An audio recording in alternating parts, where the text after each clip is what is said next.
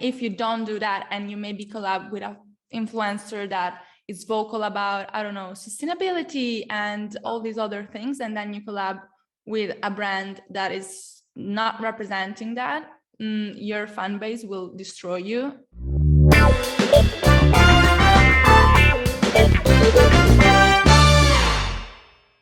Hello and welcome to a new episode of The Influencer Factor by the Influencer Marketing Factory. So sorry we left you on note, but we are back. We're being quite busy. I know that all the people there that followed our, podcasts on any platform possible, right, have been dying for this new episode that is about what, Marcella? Welcome.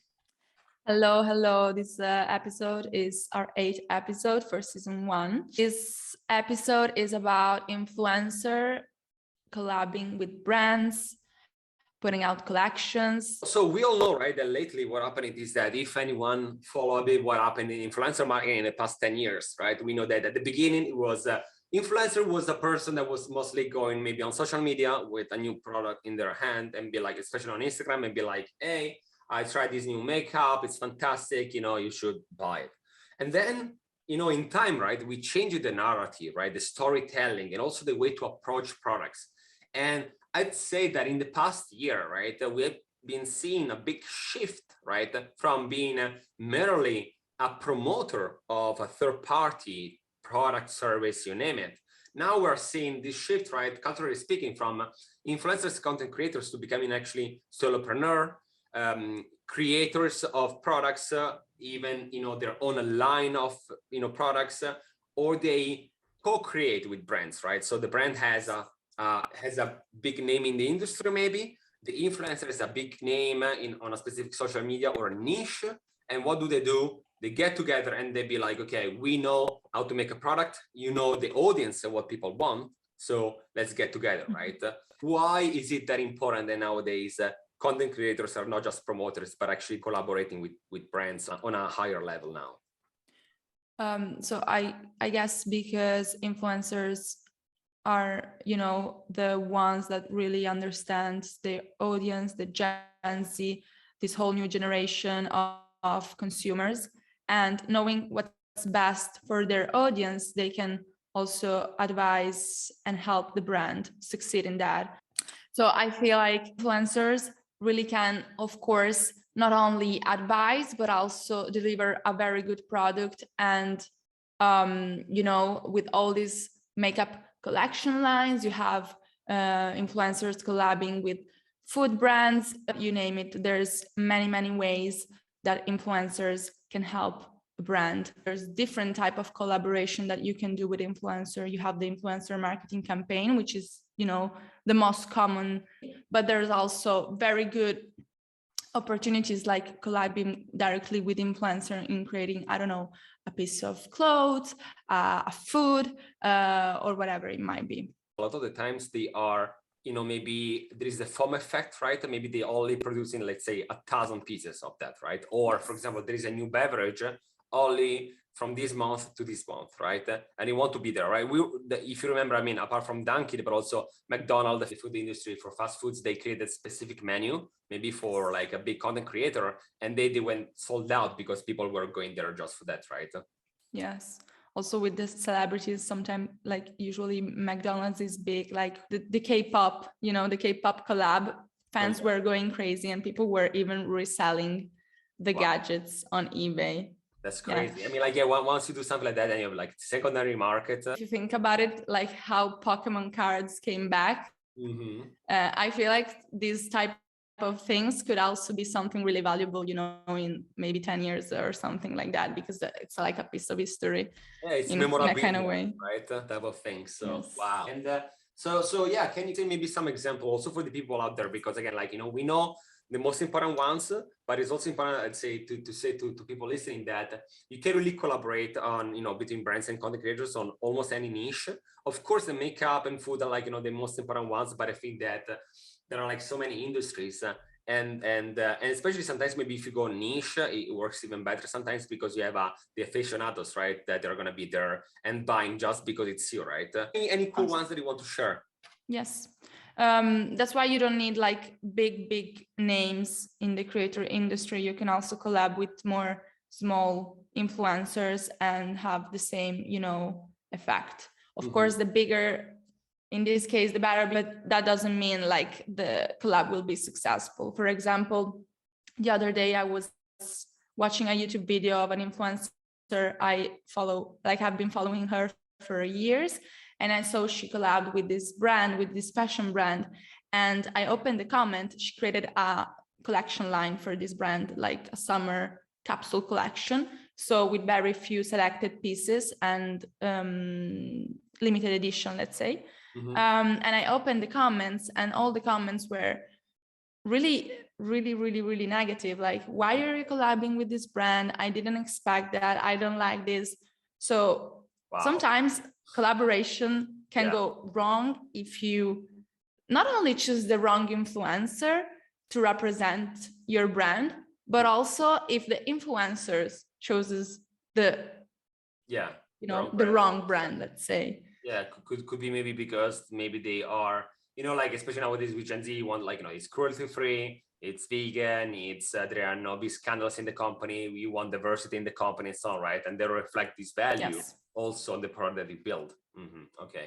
And if you don't do that, and you maybe collab with an influencer that is vocal about, I don't know, sustainability and all these other things, and then you collab with a brand that is not representing that, your fan base will destroy you and the brand. No, I mean, I can see that nowadays people are really more vocal about things. Before it was like, I mean, like, but yeah, I totally see your point. So, okay, so they can be good ones, neutral ones, bad ones that can destroy both parties, right? Yeah. But that can be, an opportunity for the brand to see what their customer wants, what the consumer wants. So what they do not want, and therefore what potentially what I want to see. Okay. And that's why also we say all the time, whenever you're on social media, go and read the comments, right? Comments are a focus group in real time of real people, unhinged. They are like transparent, because the people have nothing to lose when they comment, right? A lot of the times they are like even maybe anonymous comments. So they're like, you know what, I don't like this because of that, or I love this because of that. And too many brands are not reading comments, and actually you can do sentiment analysis on that. You can read a lot, of that. And doing that can help you maybe not to, go in a, sort of like a, terrible collaboration that you might. So this is the bad one. Can we talk about maybe a good one? Yes. Let's talk about positive things. Okay. So I wanted to talk about the Cava and Emma Chamberlain collaboration. Is a partnership for this spicy hummus and this custom bowl that is sold only at Cava, and you can also order that online. Cava told ID Week in an article that after this influencer marketing campaign increased its web traffic by 30% month over month, while also boosting downloads of its app by 50%. Wow. The Fire Bowl was the chain's best-selling vegetarian bowl during its run, which began on April 4 and ended on April 26. So that's amazing, because you did 24 days basically of really big investment in social media, in the big figure that is Emma Chamberlain, and you have different channels, because you have the home delivery, you have the in-store, and you're all advertising it through social media basically. Absolutely. And also what you said there on the app installs, actually pretty cool, because you are not just getting customers, but actually potential loyal customers, because the time that you download the app, that is the same when I remember that I had to download the Chipotle app one time to make an order, and they do a lot of gamification, right, with points. So it's actually a really good move, because you are getting new people that love maybe Emma Chamberlain, and maybe they don't know that much your brand, or maybe they know it, but they're like, okay, for Emma, this time I will download the app because I want really to get that one. And you are getting a person that maybe didn't have the app, once you get the app, usually maybe unless you don't allow the notification, you will get notification. And even if 1 person out of 10, let's say, the next time is going to open the notification, order again from Kava, they have returning customer, right? That you didn't have without an app usually, right? Because you don't have push notifications. So that is actually an interesting one. What do you think about instead? So this is a collaboration, right? What do you think about doing your own branded things? And I'm thinking, because I actually bought that and it was actually good in my opinion. I'm talking about chocolate from Mr. Beast. What was the name? Feastable? Is it the same from the burger or yeah? Because we have the Mr. Beast burger, right? Yes. That I also tried. And it was good. We tried it together in Miami. That, right? Yes. The packaging was super cool, and the burger itself also was really good. And then I also ordered the chocolate from Mr. Beast. To be honest, because I wanted to enter in the giveaway. And again, that is again, gamification, right? So you are a big brand yourself because you're Mr. Beast. You are really good in creating products, and then you all the time, if you think about it, all the time that Mr. Beast does something, there is gamification behind that, right? The last person that removed the hand takes the money. Everything is gamification, and even with this one, and the chocolate was also good. I don't know if you have the chance to try it, but no, not yet. Yeah, it was unfortunately not yet. No, not yet. I would love to. It was good. So what do you think, Marcella, about again, not because when you have a brand, it's easier, right? Because you have a strong brand there. I've been maybe from ages, and so you just have to collaborate. Pros and cons of going alone. If we think about Mr. Beast, he did sold 10 millions, worth of money in 6 months for Feastable, which is kind of, crazy. That is the best that could happen, of course. We are taking the best of the best. But I feel like if an influencer is starting, to do those things, it's good to first maybe collaborate with an existing brand, and you can see kind of how it goes. What do you like? What you don't like? How do you see yourself, from the time you do the collab in 5 years? What's your brand about? There's many things that goes into a collaboration. It's not only, okay, I'm putting my name on it. Of course, some influencers do that, but there's also influencers and some type of collaboration that does involve just putting your name on it. Like you kind of design the product, you test it, you have to do a lot of modifications, that goes into creating, a makeup line, or I don't know, anything else that takes a lot of creativity. So why I was asking that, because for example, I don't know if you saw this video on YouTube, but there is this guy Graham. It's pretty famous in the finance space. He helps people investing money and understanding personal finance, and he became famous because back in the days he started saying, why go out to get a coffee at Starbucks when you can do a 20 cents? I think that was the sort of motto, right? The 20-cent I think iced coffee, right? And so he saw an opportunity, right? And said hey, people know me also because of this thing, so let's create a coffee brand. But then I think a few weeks ago, he made a video where he said you know what? I don't know if I will continue because I'm almost going under and I am actually overpaying for things, because of logistics. So people think that is easy, but then you have to, as you were correctly said, you have to not just put your face or name on it. You have to, if you do it by yourself, you have to find the vendors, you have to understand logistics, you have to do a lot of Google spreadsheets, right, or Excel files with all your costs, and you have to do marketing, right? And you have to understand that, what are net margins and gross profits. There are a lot of things that you have to learn that is actually business, right, oriented. And some people might be really good in doing YouTube videos, but they're not business people. So I also want to put it there out. Don't just look at the good stories. Sometimes it's not that easy, right? It's not just oh, these people made 10 millions. You can actually sometimes lose money. So that's why I agree with you, Marcella. You should maybe do something potentially smaller or in collaboration with, right? Or maybe collaborate with another influencer that already, been there, done that, right? The type of approach. Yeah, for sure. Also, because if you're starting off alone, you will have to do, you have to invest a lot of money. You probably don't have the fan base to do that. So it's probably I always bring up Emma Chamberlain, but I feel like she's the perfect example because she's doing, I don't know, the collab with Cava, which is food. She's doing Levi's, I don't know how to say that, very special limited edition jeans. So she's doing all these partnerships that are very her, because from the beginning, she always have been vocal about, you know, I like Levi's, I love this type of food. She always cooks. So this is a collaboration that makes sense. And on top of that, she also has her company, which is a coffee company, because she is a huge coffee lover. This is the perfect example of how you can do both, and you can do both good. And then there's also, you know, the one we talk about, but there's also, you know, like maybe the influencer can be a little bit controversial of other things going on outside the collaboration. So this is something the brands wants to take in consideration, like to keep in mind. Who are you collabing with?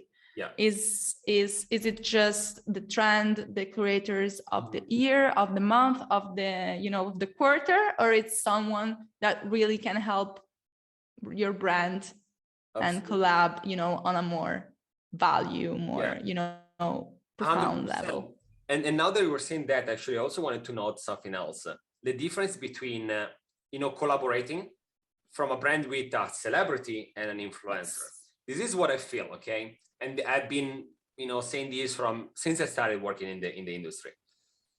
If you are an influencer or a content creator, usually you started by yourself making your own content. So you bought a camera, you have a tripod, you know how to edit videos or how to edit photos, you know how to tell a story. You are a self-made person, right? You create everything by yourself.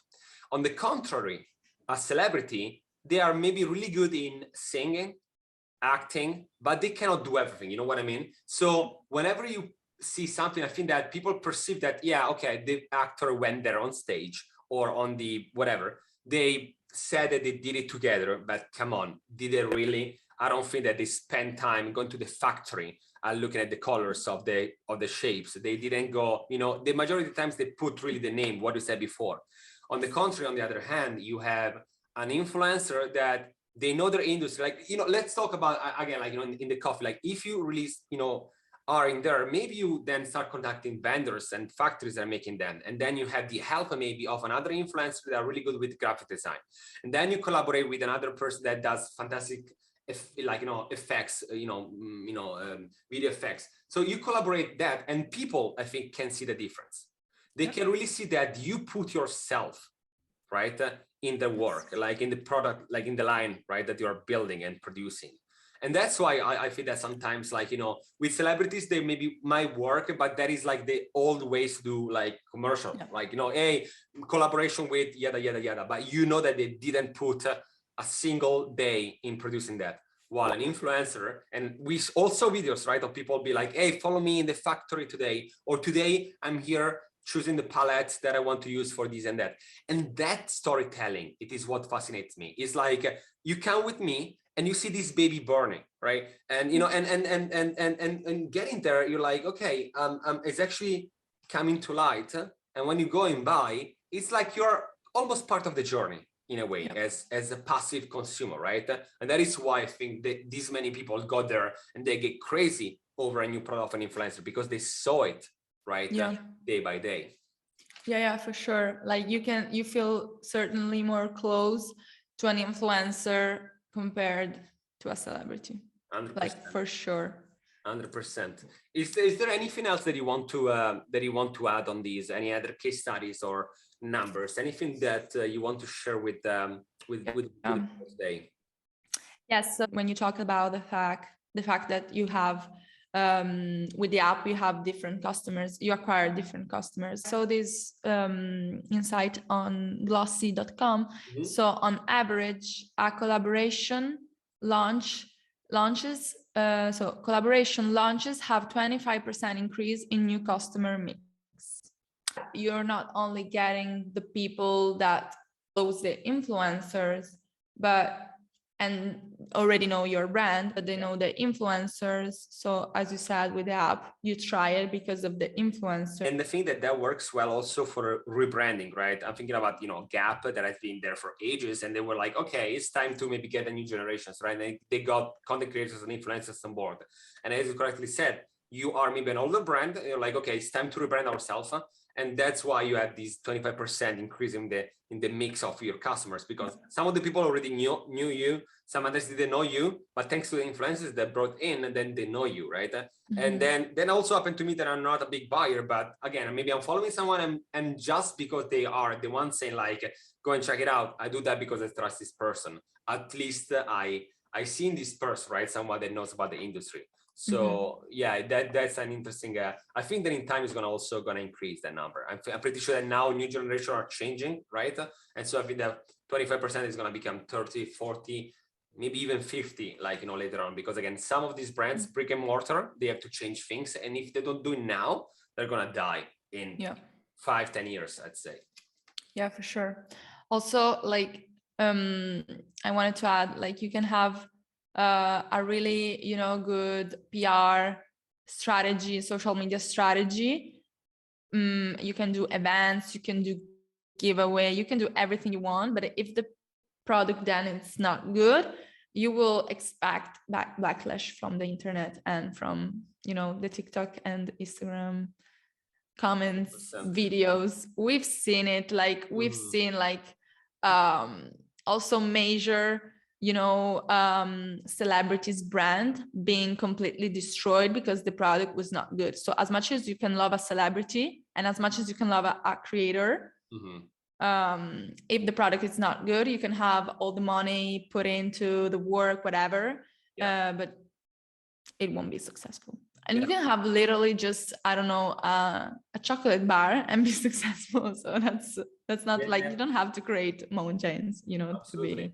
And also another thing interesting that I've been seeing lately is that now there is a lot of issues sometimes between maybe smaller content creators making something and then other celebrities copying either the trademark, the design, and so on, right? And so finally people are like power to the people again, right? Like hey, they made these like X months ago. Then it's sometimes it's like he said, she said, like type of things where it's a bit blurry, understanding who is fault it is. But I also noticed in that, right, that maybe some things are really similar, or like they it's normal, like you have less money to spend on marketing, so of course like the celeb is going to have more power on that. But that is also another example of what is happening lately, I'd say. And but on the other hand, even if you have done that not that much money, this is something that actually maybe you saw that, Marcella, that story about a boba tea. And this lady, she I think she was like looking for, I saw this video on TikTok, and she made her own bubble tea, right? And because I think that this is an alternative, because usually they are super sugary, right? Like right? the local one. Yeah, I think so. So like this one, I actually saw it on TikTok, and it was really interesting. Like again, what I was saying before, put yourself in the story. Like I didn't find that like this is really important in my culture. I love bubble tea, but I saw that we're like super sugary, yada yada yada. I left my job, I quit it, I started working, and in the past 2 years, I've been you know what I did after that? I went on LinkedIn to find this person, because I wanted to be like, is it just a TikTok phenomenon? And then I saw that she was also promoting on LinkedIn, and actually she got a lot of traction, and she was sending the people to a waiting list. So I got in the waiting list, and I received like an email like, oh, we are sold out again. So again, you could have a peak, like you go viral one time, but if you don't know how to manage your presence, right, then the day after you're like, whatever. Yeah. If instead you can really plan it in a professional way, let's say that you have to be lucky to be on the TikTok For You page. Like nowadays, it's a bit more difficult than one day, but if you're lucky and maybe let's say that you do 50 videos, one of those goes viral, you do like 3 million of views. Some of those people are going to check out your product. Some others are going to buy. Some others are going to put on the waiting list. And doing something like that, I think it's really good, because you are building momentum. You're getting traction on products instead of sending people that time. And also the good thing is that if you have a landing page with a waiting list, you can know actually how much to produce, right? Like how much to make them, because if not, it could be like, I didn't make enough, I made too many that I'm not selling. If instead you're launching a product, you have people in the waiting list, 1,000 people, well, you know more or less how much to make, right? And so that's why it's important to, like, understand what is your next steps in the game. From a brand perspective, like if you have to organize a launching product with a collaboration, there's so many things that goes into it. And sometimes if you like go for an agency or someone to help you out, if you haven't sorted out these things before, sometimes can be difficult also to do the rest of the work. So that's why every step is important, even if the launching collaboration and I don't know, the dropping products seems easy and fun. It is fun if you want the last part to be successful. So the product, the launch, everything, the social media coverage, you also have to figure all this that you mentioned before. So the landing page, the how much product you're going to produce, and so on and so. So that's not even like, it's not an easy thing. It's not a thing like you do in a week. This collaboration takes months, probably. Last thing that I want to add before we wrap up, also there are now platforms that are stating that they can help content creators to take the majority of hassle off, right? So be like, okay, you still designing and everything, but we help you in making the physical product. We help you ship it. We help you so you just have to mostly do the storytelling, the content. So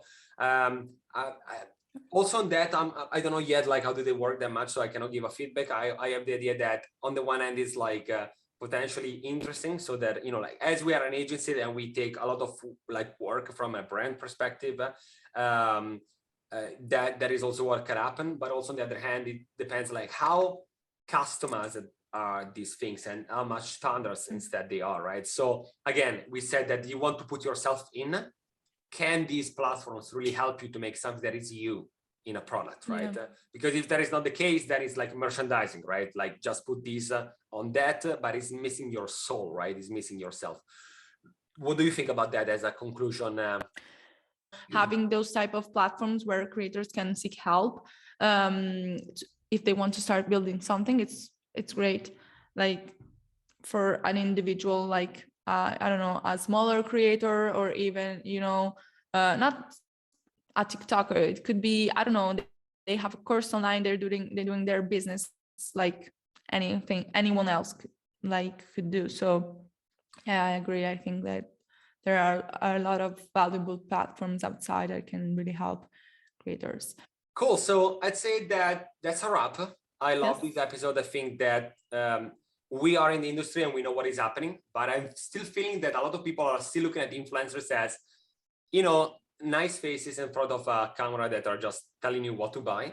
And I still think this is just a tip of the iceberg, in my opinion.